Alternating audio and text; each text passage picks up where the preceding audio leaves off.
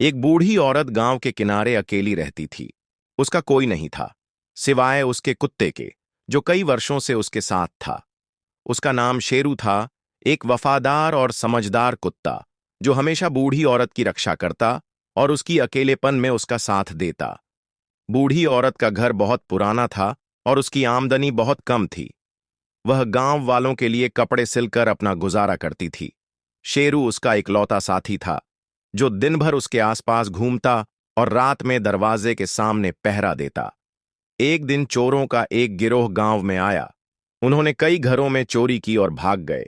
चूंकि बूढ़ी औरत का घर गांव के किनारे था, चोरों ने उसे आसान निशाना समझा।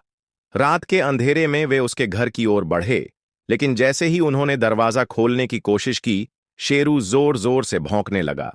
चोर घबरा गए और भागने लगे, लेकिन शेरू ने एक चोर को पकड़ लिया।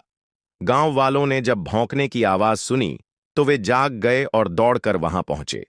उन्होंने देखा कि शेरू ने एक चोर को पकड़ रखा था, तो उन्होंने बाकी चोरों को भी पकड़ लिया और पुलिस को बुला लिया। गांव वालों ने शेरू की बहादुरी की खूब तारीफ की। बूढ़ी औरत ने उसे प्यार से गले लगाया और उसका पसंदीदा दूध और रोटी खिलाई।